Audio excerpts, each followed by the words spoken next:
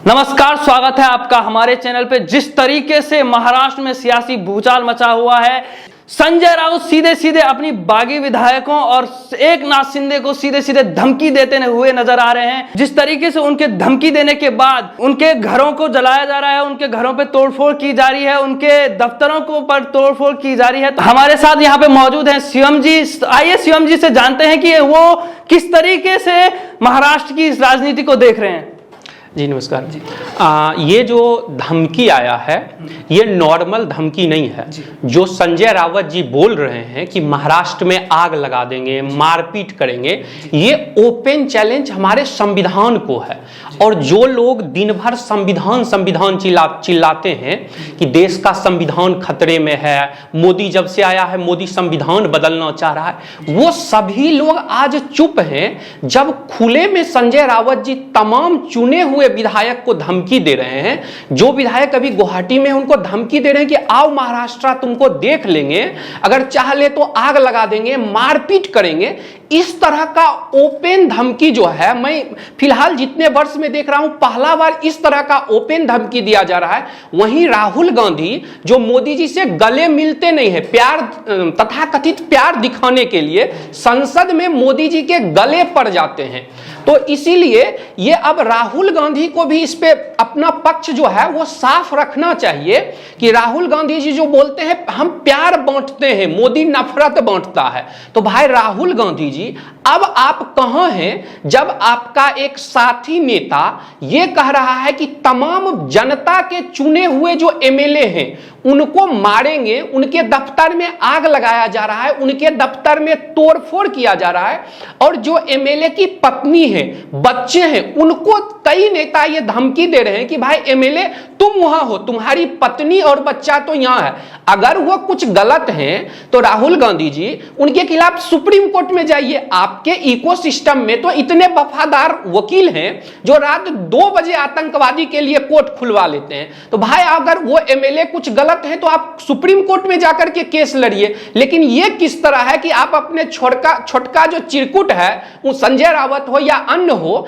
जो महिला को गाली देता है, आज फिर ये देखने को मिला है कि किस तरह संजय रावत जो है या अन्य शिवसेना के नेता हैं, एनसीपी के नेता हैं, जो खुलेआम धमकी दे रहे हैं। और राहुल गांधी चुप हैं। शरद पवार जो अपने आप को भीष्म पितामह प्रदर्शित करने की कोशिश करते हैं, शरद पवार ऐसा शो करते हैं कि वो चाणक्य हैं। तो भाई साहब आज आप कहां हैं जब आपके गठबंधन का नेता महाराष्ट्र में आग लगाने का, तोड़फोड़ करने का, दंगा करने का, सड़क पे युद्ध लड़ने का जब आज चुनौती दे रहा है, इस तरह का धमकी खुलेआम दे रहा है। इवन उद्धव ठाकरे का जो बेटा है वो भी इस तरह की बात कर रहा है। तो भाई जब आपके है तो कुछ नहीं, लेकिन उसका कद आप लोगों ने इतना बढ़ा दिया है और इस तरह की जो बातचीत कर रहा है, तो ये दो लोगों का दोगलापन एक्सपोज होता है। एक जो ये बॉलीवुड का गैंग है, चाहे वो स्वरा भास्कर हो, तापसी पन्नू हो या अन्य करीना कपूर हो, ये लोग बोलते हैं कि हम हिंदुस्तान के लिए लड़ते हैं। तो भाई आज तुम्हारे हिंदुस्तान में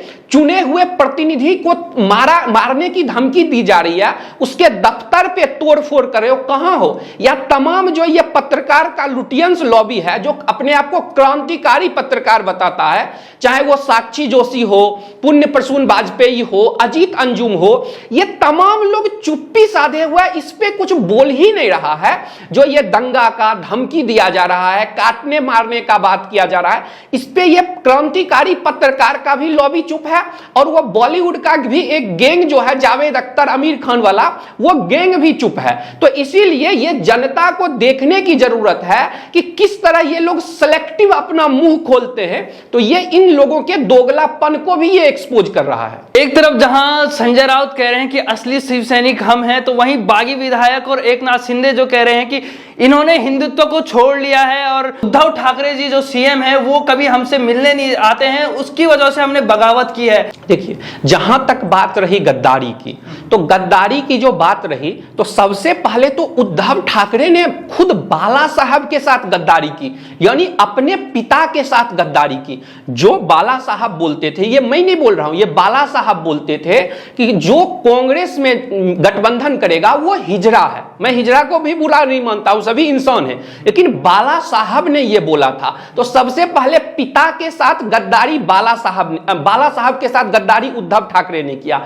उन्होंने बोला मैं अपना पार्टी शिवसेना का दुकान बंद कर दूंगा लेकिन कांग्रेस के साथ नहीं जाऊंगा। सोनिया गांधी के लिए माननीय बाला साहब ने क्या क्या बोला ये सबके सामने है। और उद्धव ठाकरे ने उन्हीं बाला साहब के बेटे ने शिवसेना के साथ, शिव सैनिकों के साथ गद्दारी करके वो चले गए गठबंधन कांग्रेस के साथ। जो कांग्रेस भगवान राम को काल्पनिक मानती है उस कांग्रेस के साथ चली गई। और गद्दारी की बात रही तो भाई वो तो ये नहीं कर रहे हैं, वो जो एकनाथ शिंदे जो हैं, वो जो शिवसेना बाल ठाकरे ग्रुप बनाने की कोशिश कर रहे हैं, उन्होंने ये नहीं कहा कि भाई मैं शिवसेना से बगावत कर रहा हूं। वो तो सीधा कह रहे हैं कि भाई मैं बाला साहब के विचार पे चलना चाहता हूं और आप ये एनसीपी और जो ये कांग्रेस है जो भगवान राम को गाली देती है, कृष्ण को गाली देती है, इनसे आप गठबंधन तोड़ो और आप जो है वो जो बाला साहब के विचार हैं उस विचार पे चलो। तो इसमें तो गद्दारी करते हुए ये दिख रहे हैं उद्धव ठाकरे। क्योंकि कुछ ऐसे एग्जाम्पल भी मैं दे देता हूं, जैसे ज्ञान वापी था, तो ज्ञान वापी विषय आया तो तमाम ये शिवलिंग को गाली दे रहे थे। तो जब शिवलिंग को गाली दे रहे थे तो बाला साहब अगर आज होते तो वो गाली देने वालों के पक्ष में खड़ा नहीं होते, जबकि उद्धव ठाकरे किसके पक्ष में खड़ा थे? जो लोग शिवलिंग को गालियां दे रहे थे, डायरेक्टली इनडायरेक्टली जो है ये सोनिया सेना जो बना दिए थे, ये उसके पक्ष में खड़ा थे। जबकि बाला साहब आज जिंदा होते तो किसी की औकात नहीं होती कि आज जो है शिवलिंग को गालियां देता। मैं एक और एग्जांपल देता हूं।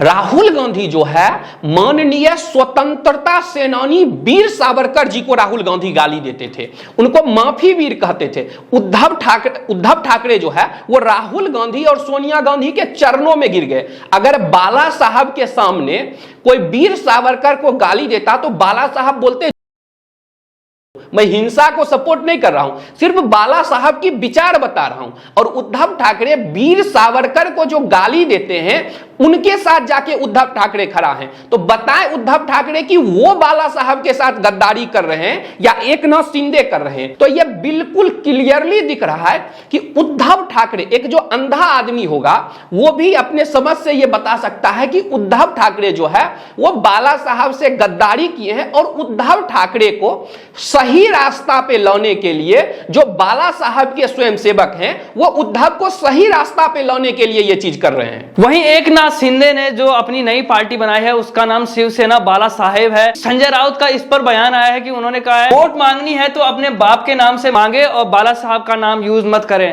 देखिए, संजय राउत जो है जब से ये गठबंधन की सरकार बनी है तब से ही वो बदतमीजी पे उतर आए हैं। पहले कंगना को गाली दिए, उसके बाद मोदी जी के खिलाफ अभद्र बात बोले, और अब जो है वो इस तरह की गंदी, उनकी जुबान कितनी गंदी है और उनको उद्धव ठाकरे क्यों नहीं रोक रहे हैं। आज शिवसेना का जो दुर्गति हो रहा है इसमें एक बहुत बड़ा योगदान संजय राउत का भी है, क्योंकि संजय राउत जो हैं वो एकदम ऐसी बात करते हैं जो सभ्य समाज या संसदीय भाषा में वो स्वीकार नहीं है, लेकिन उनके जो बात हैं उसके खिलाफ कोई मीडिया चैनल भी जो है संजय राउत जो बात बोल रहे हैं उसको कोई मतलब उस तरह से नहीं दिखा रहा है कि किस तरह वो गाली गलौज कर रहे हैं, उसको झांपने की कोशिश कर रहा है कि भाई वो गुस्सा, भाई कैसा गुस्सा। आप गुस्सा में जो मर्यादा होती है, वो भारत मर्यादा पुरुषोत्तम राम का देश है, तो क्या यहां पे आप मर्यादा का उल्लंघन करोगे? जिस तरह वो बोल रहे हैं, बाप पे जा रहे हैं। अगर संजय राउत जी से कोई पलट के पूछ दे कि तुम अपने बाप के नाम पे वोट मांगो तो संजय राउत को अच्छा लगेगा क्या? भाई बाला साहब किसी एक व्यक्ति के नहीं है। सरदार वल्लभ भाई पटेल या लाल बहादुर शास्त्री वो एक किसी के निजी संपत्ति नहीं है, वो हमारे राष्ट्र के धरोहर है। तो शास्त्री जी पे उतना ही अधिकार मेरा है जितना उनके बेटे का है। और अगर शास्त्री जी का बेटा या किसी बाला साहब का बेटा जो है वो अगर उनके रास्ते पे नहीं चल रहा है, वो जो इस देश में जो गद्दार लोग हैं उनके साथ हाथ मिला रहा है, अगर उद्धव ठाकरे जो है रामनवमी पे जो पत्थरबाजी करते हैं उनके साथ अगर उद्धव ठाकरे जाके हाथ मिलाता है, जो यहां जहांगीरपुरी में जो हनुमान जयंती पे जो जुलूस निकलता है उस पे पत्थरबाजी करने वालों के साथ अगर उद्धव ठाकरे जाकर के हाथ मिला लेते हैं, तो ये आम जनता, हम लोग जो बाला साहब को मानते हैं, ये हमारा कर्तव्य हो जाता है कि उद्धव ठाकरे को सही रास्ते पे लाएं और अगर वो सही रास्ते पे न आते हैं तो उनको सबक सिखाया जाए, उनको पश्चाताप करने के लिए बाध्य किया जाए। तो ये जो कह रहे हैं कि हमारा बाप है, भाई वो तुम्हारे बाप नहीं है, वो जो है वो इस राष्ट्र के धरोहर हैं और वो सभी के लिए पूजनीय है बाला साहब। तो अगर तुम बाला साहब का नाम लेकर करके गद्दार का साथ दोगे, जो हमारे सेना को सवाल उठाता है, जो सर्जिकल स्ट्राइक का सबूत मांगता है, जो हमारे सेना के जो चीफ थे बिपिन रावत जी, जो सीडीएस बिपिन रावत भी बने, उनको अगर कोई सड़क छाप गुंडा कहता है और उनके साथ तुम अगर जाकर के हाथ मिलाते हो उनको गुंडा कहने वालों के साथ, तो तुम कतई बाला साहब के अनुयायी नहीं हो, तुम उनके बेटा कहलाने के लायक नहीं हो। और ये जो उनकी गंदी जुबान है, ये उनकी मानसिकता को एक्सपोज करता है। तो इसीलिए महाराष्ट्र की जनता जो है उनको देखना चाहिए कि किस तरह आज ये गाली गलौज पे आ गए हैं, जिसका महाराष्ट्र की जनता जो है वो बखूबी जवाब भी देगी। ये परिवारवाद का जो आरोप है ना, इसको प्रधानमंत्री भी बार बार बोल रहे हैं, क्योंकि ये परिवारवाद एक ऐसा जहर है जो हमारे देश को खा रहा है। ये मतलब पूरे देश को बर्बाद कर रहा है, क्योंकि टैलेंटेड लोग जो हैं उनको आगे बढ़ने ये परिवारवाद नहीं दे रहा है।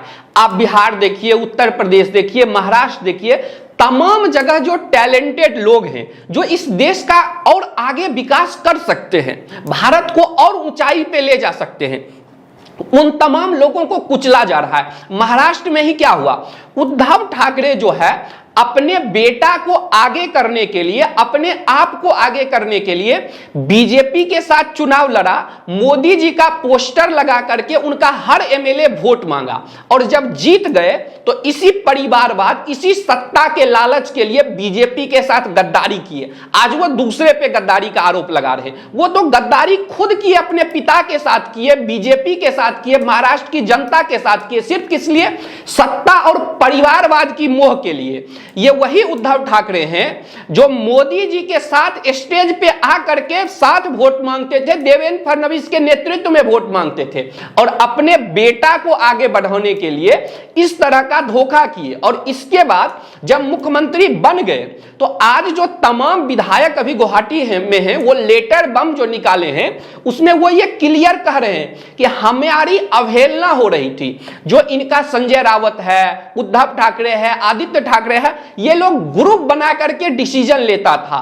चाहे वो एकनाथ शिंदे जी जो मतलब शुरू से ही मतलब खड़ा किए शिवसेना को, जो एमएलए मेहनत किए, जो नेता मेहनत किए, उनको वैल्यू नहीं दिया जा रहा है शिवसेना में। जो इनके चाटुकार लोग हैं, जो इनके करीब रहने वाले लोग हैं, सिर्फ उनको महत्व दिया जा रहा है कि डिसीजन जो लिया जाता है इसमें जितने मेहनती लोग हैं, जितने टैलेंटेड लोग हैं, उनको न लेकर के जो उद्धव ठाकरे के दरबारी लोग हैं, जो उनके परिवार के लोग हैं या दरबारी के परिवार के लोग हैं, उनको आगे बढ़ाया जा रहा है। जो एमएलए वक्त मांगना चाहते हैं कि वो जो चुन के आए हैं वो जनता के काम के लिए उद्धव ठाकरे से मिलना चाहते थे, तो उद्धव ठाकरे जी उनको समय नहीं दे रहे हैं कि भाई जो आप आइए हमसे मिलिए। 5 बीच में दीवार उद्धव ठाकरे और एमएलए के बीच में खड़ा कर दिया गया है। जिस तरह राहुल गांधी से मिलना मुश्किल हो गया है उनके नेताओं के लिए, उसी तरह उद्धव ठाकरे से उनके अपने एमएलए का मिलना मुश्किल हो गया। वहीं एनसीपी के एमएलए से वो मिल लेते हैं, क्योंकि पता है कि अगर एनसीपी के एमएलए से नहीं मिलेंगे तो फिर हमारे जो बॉस हैं वो शरद पवार जी, वो हमें फोन करके गालियां देंगे। तो इसीलिए डर से तो मिल लेते हैं एनसीपी वाले से, कांग्रेस वाले से, लेकिन अपने ही विधायक को कुत्ता के तरह ट्रीट करते हैं। जिस तरह राहुल गांधी ने हेमंत बिश्व शर्मा जी ने जो कहानी बताया था, उनके पिद्दी का और बिस्किट वाला कहानी बताया था, सेम यही काम उद्धव ठाकरे तमाम एमएलए और वरिष्ठ नेताओं के साथ कर रहे थे। तो भाई आप जैसा कर्म कीजिएगा आपको फल भी वैसा ही मिलेगा। तो आपने गद्दारी का शुरुआत किया, लेकिन आपको सही रास्ता पे लाने के लिए आपके साथी लोग जो हैं वो ये चीज उठा रहे हैं। लेकिन ये जो है ये महाराष्ट्र का विषय नहीं है, ये परिवारवाद जो है ये पूरे देश का विषय है कि अखिलेश यादव से ज्यादा टैलेंटेड लोग उनके पार्टी में थे, लेकिन फिर भी अखिलेश यादव नेता बने। तेजस्वी से ज्यादा टैलेंटेड लोग हैं, लेकिन उनको आगे तेजस्वी को बढ़ाया गया, राहुल गांधी को बढ़ाया जा रहा। तो ये परिवारवाद इस देश को घुन की तरह खा रहा है, देश को बर्बाद कर रहा है। तो जनता को जब वोट डालते हैं उस समय परिवारवादी नेता को उनको हराना चाहिए, और जो मेरिट से काम करते हैं, जो मेहनत से काम करते हैं, उनको आगे बढ़ाना चाहिए, क्योंकि ये तमाम परिवारवादी लोगों के लिए ये एक सीख है कि किस तरह महाराष्ट्र में जो है जो टैलेंटेड लोग थे वो परिवारवादी लोगों को पीछे करके खुद आगे आ रहे हैं। तो कांग्रेस में भी जो G23 का गुट बना था वो अगर आगे आ जाए तो ऐसा भविष्य में हो सकता है कि कांग्रेस के कार्यकर्ता भी इस तरह उब गए हैं उस नेहरू परिवार से कि वो भी इन G23 को ही सपोर्ट करे। तो ये एक बहुत महत्वपूर्ण विषय है। शिवम जी, आपका इस मुद्दे पे हमारे साथ चर्चा करने के लिए बहुत बहुत धन्यवाद। आपकी इस मुद्दे पर क्या राय है हमें कमेंट करके जरूर बताएं। धन्यवाद।